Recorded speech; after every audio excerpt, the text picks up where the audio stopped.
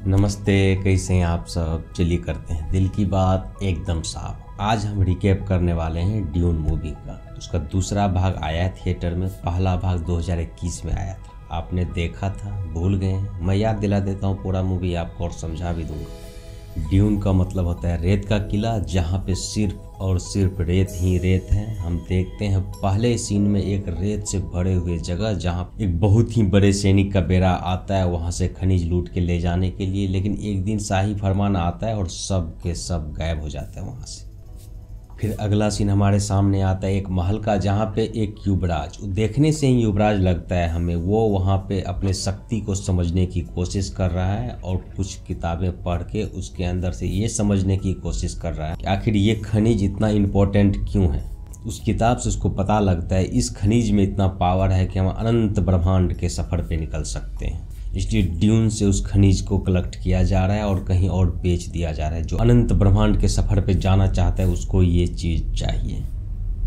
अब अगला सीन हमारे सामने आ रहा है। दो सैनिक आमने सामने खड़ा है। एक तरफ तो युवराज है और उसके पिता है, दूसरी तरफ कुछ और आदमी है जो एक शाही फरमान लेके आया है। उस शाही फरमान में युवराज के पिता के सामने ये शर्त रखा जाता है, तुम स्वामित्व को कबूल कर लो, नहीं तो बहुत ही बड़ा अंजाम चुकाना पड़ेगा। फिर ये राजा जो है उसका शाही फरमान स्वीकार कर लेता है, सोचता है चलो शांति बनी रहनी चाहिए। अब अगले सीन में हम देखते हैं युवराज को एक खास सिपाही से बात करते हुए। वो सिपाही कहीं और खनिज की खोज के लिए निकलने वाला है। थोड़ी इधर उधर की बात करने के बाद वो सिपाही निकल जाता है खनिज की खोज करने के लिए।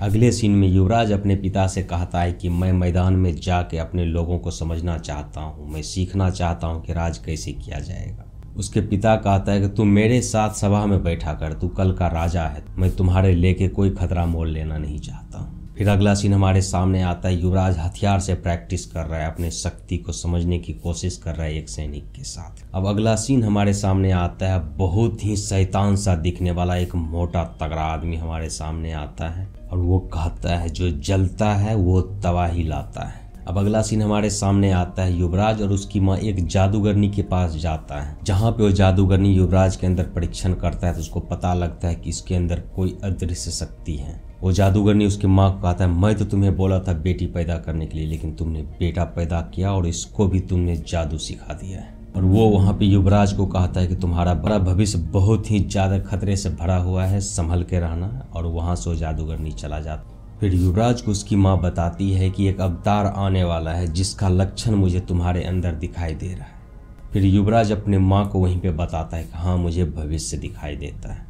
अगले सीन में हम युवराज को प्रकृति का अनुभव करते हुए देख सकते हैं। फिर अगला सीन हमारे सामने आता है। युवराज अपने पापा के साथ ड्यून के सफ़र पे निकलता है। जैसे ही वहाँ पे पहुँचता है तो वहाँ के जो लोग हैं, जो ड्यून में रहता है, वो युवराज को भगवान समझने लगता है और कहता है कि हमारी मदद करिए, हम लोग बहुत ही मुश्किल में यहाँ जी रहे हैं, त्राहिमाम त्राहिमाम कर रहे हैं। ड्यून में जहाँ युवराज रुका है वो बहुत ही बड़ा महल है, बहुत ही ज़्यादा सिक्योर है। अब युवराज को ये देखना है कि खनिज कहाँ से कलेक्ट होता है। अपने पिता के साथ हेलीकॉप्टर में बैठ के चल देता है खनिज कलेक्ट जहाँ हो रहा है उस चीज़ को देखने के लिए। बहुत बड़े मशीन से खनन किया जाता है, लेकिन वहाँ पे बहुत ही ज़्यादा खतरा है। सबसे बड़ा खतरा है एक बहुत ही बड़ा कीड़ा, जो कि जैसे ही मशीन एक्टिव होता है तो वहाँ पे वो पहुँच जाता है और पूरे मशीन को निगल जाता है। बहुत बड़ा है वो।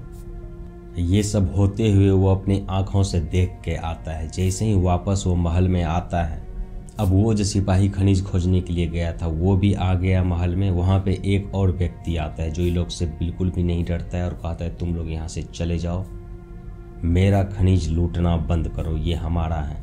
फिर युवराज के पिता उसको वचन देता है कि खनिज तो हम कलेक्ट करते रहेंगे, लेकिन हम तुम लोगों को कुछ नहीं होने देंगे, तुम्हारा साथ हमेशा देंगे, तुम्हारे सुरक्षा के लिए हम लोग सदैव खड़ा रहेंगे। अब वो व्यक्ति तो वहाँ से चला जाता है, लेकिन उसके जाने के बाद वहाँ पे हमला होता है, बहुत ही तगड़ा हमला होता है। अब अगले सीन में हम देखते हैं वो जादूगरनी उस शैतान से मिलने के लिए जाता है और उससे कहता है कि युवराज के अंदर कोई शक्ति है, उसको देश निकाला कर दीजिए।